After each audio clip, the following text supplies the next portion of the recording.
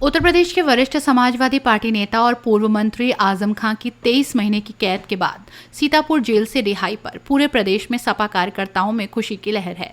मुजफ्फरनगर में सपा जिलाध्यक्ष जिया चौधरी एडवोकेट और विधायक पंकज मलिक के नेतृत्व में पार्टी कार्यालय पर जोरदार जश्न मनाया गया।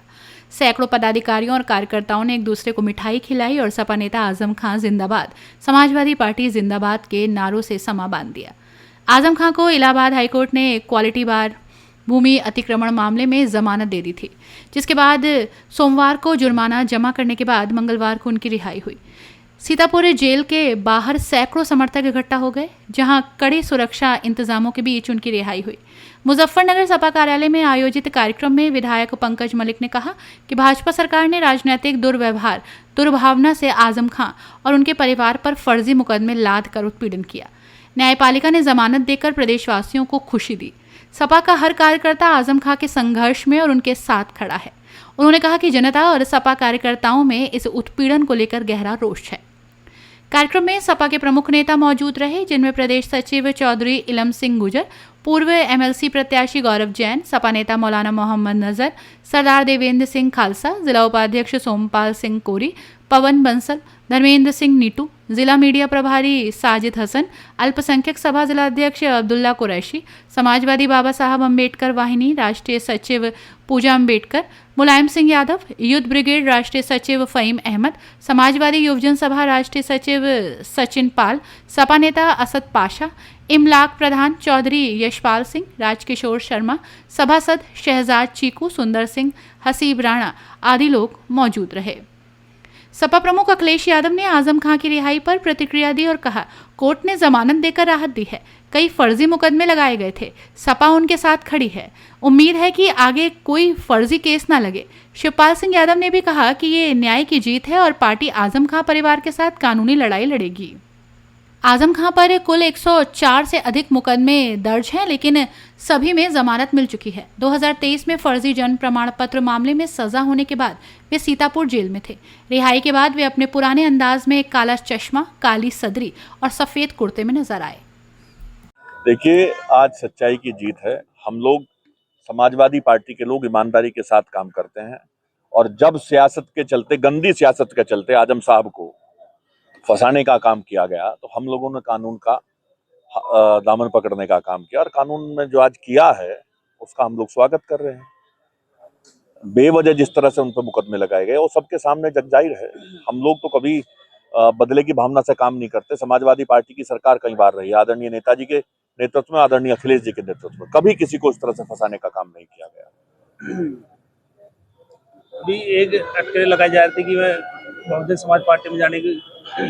देखिए, इस पार्टी को बनाने में उनका बड़ा योगदान रहा है, और इस उत्तर प्रदेश के हर जाति, हर वर्ग, हर धर्म के लोगों की आवाज को उठाने का काम उन्होंने किया है। जब भी वो सरकारों में रहे, वो हिंदू और मुसलमान देख करके काम नहीं किया उन्होंने। समाजवादी पार्टी का एक एक नेता इस प्रदेश के एक एक नागरिक के भले की बात करता है, लोगों को लड़ाने की बात नहीं करता। और मैं समझता हूँ वो लोग तो इस पार्टी को बनाने वाले लोग हैं। मुझे लगता है कि तो भारतीय जनता पार्टी का कुछ षड्यंत्र है, उनके द्वारा फैलाई गई एक झूठी बात है। मैं समझता हूँ कि वो तो हमारे वरिष्ठ नेता है, संरक्षक हैं, नेतृत्व उन्होंने किया है और वो करते रहेंगे। समाजवादी पार्टी का बयान में भी कहा कि 2 साल अब जेल में रहे और 3 साल पहले जेल में रहे। अखिलेश यादव उनसे मिलने भी नहीं आए। किसने कहा? आजम खान ने। उनके पुत्र का जो बयान आपने देखा, हमारे साथी विधायक हैं सम्मानित, उन्होंने साफ साफ कहा कि उन्होंने पूरी मदद की। और समाजवादी पार्टी एक बड़ा परिवार है, और परिवार का एक एक नागरिक मुखिया से जुड़ा हुआ है, और ये तो हमारे बहुत जिम्मेदार और बहुत ही सबसे वरिष्ठ नेता हैं आदरणीय आजम साहब। उनके परिवार के संबंध है और वो सीधा डायरेक्ट है उनसे। पार्टी को कितनी ताकत मिलेगी उनके पास? पूरी ताकत मिलेगी, और कम से कम इस पूरे प्रकरण से उत्तर प्रदेश की जनता के सामने जग जाहिर होगा कि किस तरह से लोगों को सताने का काम भारतीय जनता पार्टी करती है, और बार बार हर ऐसे मुद्दे को घेरने का काम करती है, और उसका रूप बदल करके, झूठ से सजा करके उसका रूप बदल करके हिंदू और मुसलमान की तरफ ले जाते हैं। जनता समझ गई है, जब रोजगार की बात होती है तो ये टेट लगाने की बात करते हैं कि टेट का एग्जाम दिया जाएगा। शिक्षकों को दोबारा से बेरोजगार करने की बात करते हैं। मैं टेट के ऊपर इनसे पूछना चाहता हूँ, जो जिलाधिकारी हैं, क्या वो +2 का एग्जाम दोबारा देंगे?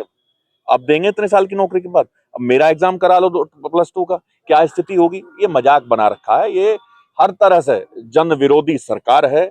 जाति और धर्म के भेदभाव को बढ़ा करके सत्ता में आए, और उसी के रास्ते पे चलना चाहते हैं। कानून व्यवस्था आज जीरो है। आप हम गन्ने की बेल्ट में खड़े हैं, क्या स्थिति है बजाज ग्रुप की, आप देख लीजिए क्या स्थिति है।